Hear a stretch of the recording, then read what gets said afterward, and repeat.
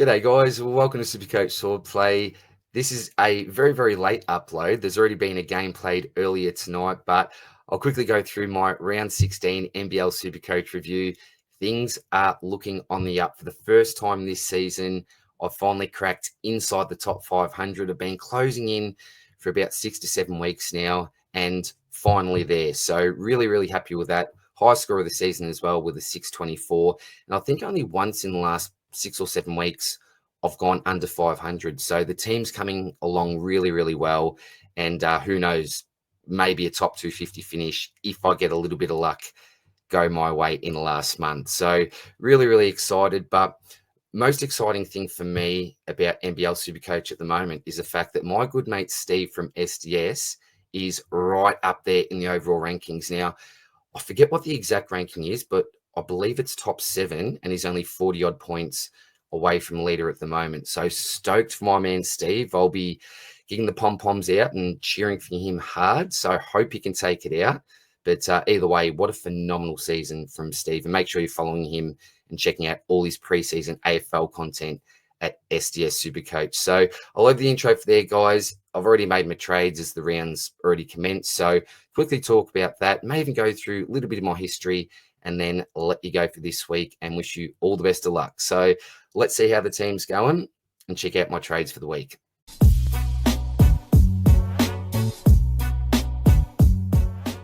Right, now before we get into the team, let's take a quick look at my history from round 1. So decent score round 1, 1296. Obviously, that's your overall position, only one round played. But then, yeah, started to go down a little bit here. So 3,440, look at the overall, down to almost 2K, sort of come back for a little while. And then I get on struggle street. And this is where I had a little bit of bad luck. Decision-making wasn't that good. And then we start to balloon out here to outside the 2000s. But if we then sort of stroll to round 16, from round 10, this is where things really start to change for me. So you can look at the cash gen there. I'd planned really well for around this time to have lots of players on the double and actually invest in players that were looking to make a fair bit of money. So look at that team value, up, up, up. And the score since round 10, only one under 500, which is 425. And then really hit back hard with a 624 last week. So, look, who knows where I could finish up, as I said, but I think I'm learning the ropes and I've managed to get the balance right. Well, for the last, just say 2 months between getting the cash gen right, as well as bringing in some really good premium players, particularly those ones on the double. And so important just to plan ahead with your fixtures. So looking all right at the moment. Let's have a look at the team itself. So what do? Go back up here, field. Just zoom out a little.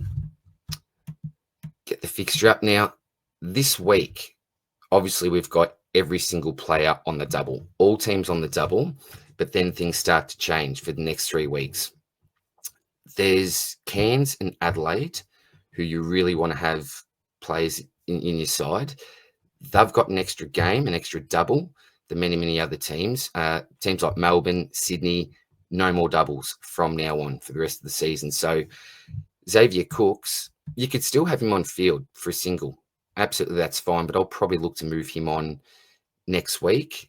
Bruce may stay there. We'll see what happens. But overall, looking okay for now, I think, because I've managed to bring a couple of Cairns players in, which I'll talk about in a sec. So very quickly from last week, obviously had Prather and Cooks, Harrell on field, Davis and Cal. So my on-field setup hasn't changed from last week. Obviously, all teams having a double. Frolling on the bench, just terrific. Lots of teams traded him out. He really hit back hard, which was good. I managed to make a really nice upgrade here.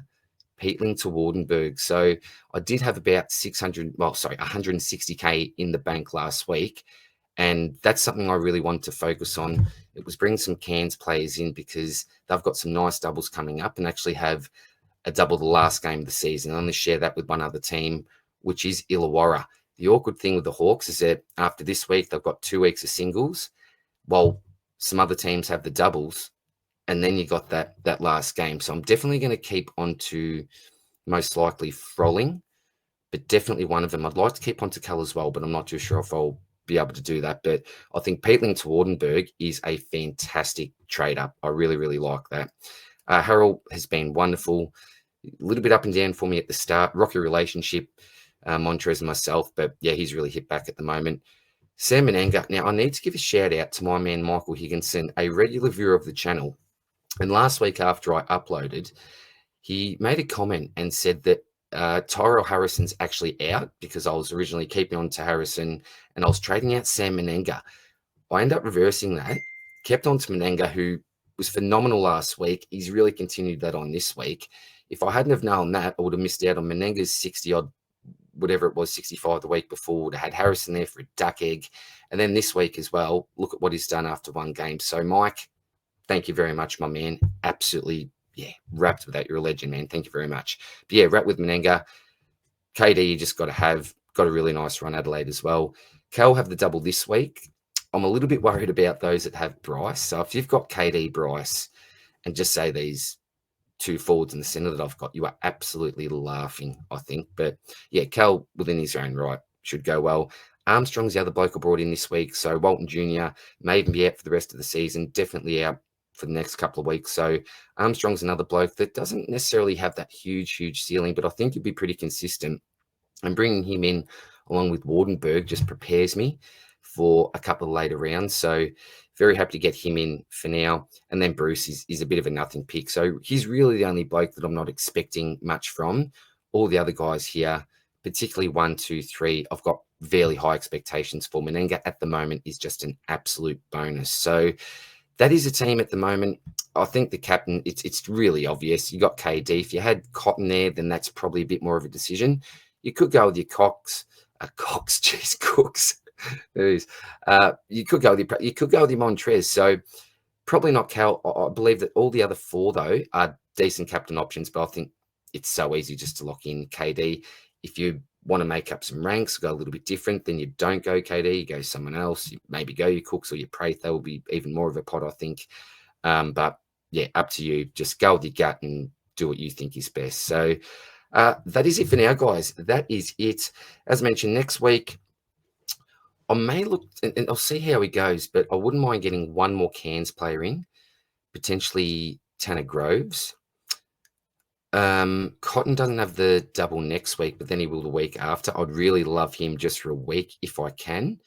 But yeah, a lot of water to go on the bridge, see what happens. And yeah, as I said, I'll see you next week. Before I go, the SuperCoach Swordplay AFL pre-season, not just pre-season, season guide, heaps of pre-season stuff, but season guide is now available for pre-order on the website. So head across to there. It will be the best $19.99 that you have ever spent in your life for your SuperCoach career. This is. So check that out if you like, guys. Apart from that, all the best. I'll see you soon next one. Cheers, bye.